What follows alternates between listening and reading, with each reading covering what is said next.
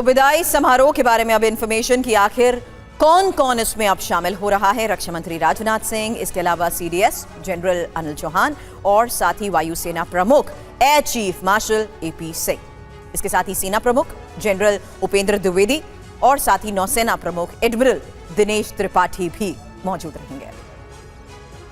सीधे चंडीगढ़ एयरबेस का रुख करते हैं। सीधी तस्वीरों के साथ हमारी सहयोगी अंजू निर्वाण इस वक्त हमें ज्वाइन कर चुकी हैं। अंजू, अब तैयारी कैसी, संभव हो तो सीधी तस्वीरें भी दिखाएं। जी सुरभि, मैं आपको बताना चाहूँगी कि यहाँ पर तैयारियाँ चल रही हैं और सबसे बड़ी बात यह है कि ये भारत का वो योद्धा रहा है जिसने एक लंबी इबारत लिखी है। 60 सालों तक भारतीय वायुसेना की सेवा की है, देश की सेवा की है और आपको मैं बता दूं कि हर मोर्चे पे, हर ऑपरेशन में ये कामयाब रहा है। और अभी आपको मैं बता दूं कि तैयारियाँ चल रही हैं। थोड़ी देर में हम लोग को जो है जहाँ पे MiG-21 को प्लेस किया गया है वहाँ ले जाया जाएगा। लेकिन आपको मैं बता दूं कि आज की जो सबसे इम्पोर्टेंट हाइलाइट्स हैं उस पर मैं एक बार आपको बता देते हैं, क्योंकि जब बादल फॉर्मेशन जो है वो आज सबसे पहले उड़ाई जाएगी और उस बादल फॉर्मेशन की जो लीड करेंगे वो एपी सिंह एयर चीफ जो है वो खुद इसको उड़ाएंगे और ऊंची उड़ान भरेंगे। और सबसे बड़ी बात यहाँ पर ये रही है कि जिस तरीके से ये सुपरसोनिक एयरक्राफ्ट भारत का नहीं दुनिया का ये सुपरसोनिक एयरक्राफ्ट रहा है और इसकी एक लंबी हिस्ट्री रही है, चाहे 1965 के युद्ध की हम बात करें या 1971 के जो इंडिया पाकिस्तान के बीच में हुआ था और उसके बाद आपको मैं बता दूं ऑपरेशन सिंदूर तक, और बीच में 1999 में भी इसने एक बड़ी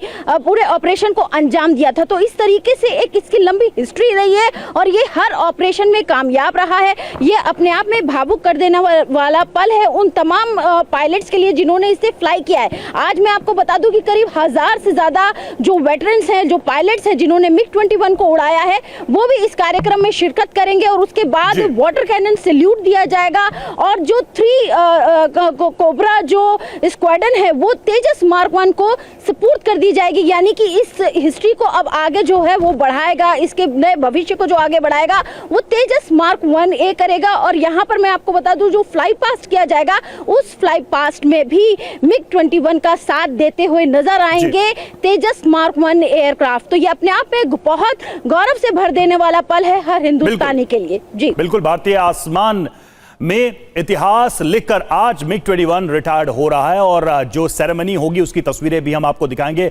अंजू, आप बन रही हमारे साथ, हम लौट रहे हैं आपके पास और देखिए MiG-21 की विदाई में दिखेगी नारी शक्ति। स्क्वाड्रन लीडर प्रिया फ्लाई पास्ट में शामिल होंगी और MiG-21 को उड़ाएंगी स्क्वाड्रन लीडर प्रिया।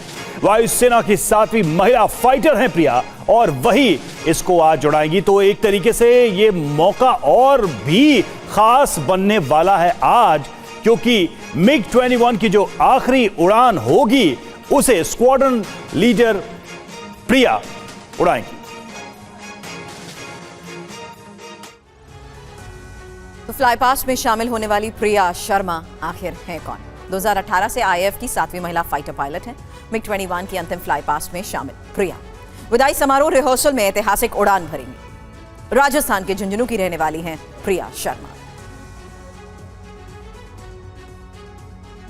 और अब आपको MiG-21 से जुड़ी कुछ और अहम बातें बता दें। अपनी तेज रफ्तार और हल्के वजन से MiG-21 हर युद्ध में भारत के लिए बहुत ही उपयोगी साबित हुआ। चाहे कोई भी युद्ध हो, किसी भी प्रकार का युद्ध हो, MiG-21 हमेशा ही दुश्मनों के विरुद्ध खड़ा नजर आया। कैसे, आपको बताते हैं। कुछ अहम तथ्य हम आपके सामने रखने जा रहे हैं, किस तरह से MiG-21 ने दुश्मनों से लोहा लिया। साल 1965 के युद्ध में MiG-21 का सीमित योगदान रहा, लेकिन 1971 की लड़ाई में MiG-21 ने बड़ी भूमिका निभाई।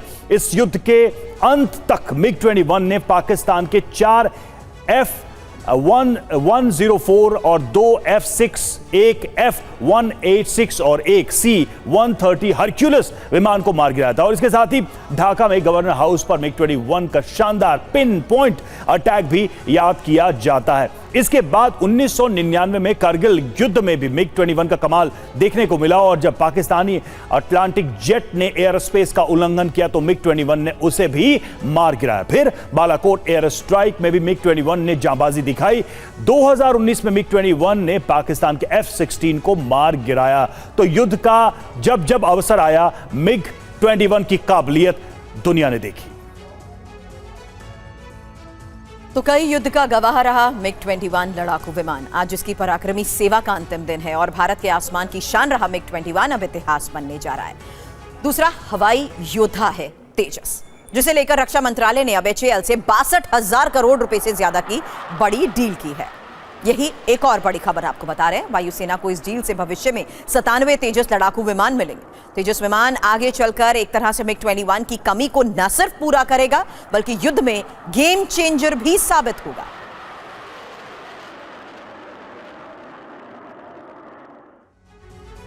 और बात करें तेजस डील की तो पूरी रिपोर्ट कुछ इस तरह से है। रक्षा मंत्रालय ने HAL के साथ ये समझौता 62,000 करोड़ रुपए से ज्यादा में किया है और इस समझौते के तहत भारतीय वायुसेना को 97 तेजस LCA MKI 1A विमान मिलेंगे और इसमें 68 लड़ाकू विमान होंगे जबकि 29 ट्रेनर विमान होंगे और भारतीय वायुसेना को इन विमानों की डिलीवरी साल 2027-28 से होनी शुरू हो जाएगी। 6 वर्ष में ये 97 विमान वायुसेना को सौंप दिए जाएंगे जो कि 64% स्वदेशी और उत्तम रडार जैसी नई तकनीक से लैस होंगे और इसके निर्माण में 105 कंपनियां जुड़ेंगी जिससे 11,750 नई नौकरियां भी जनरेट होंगी।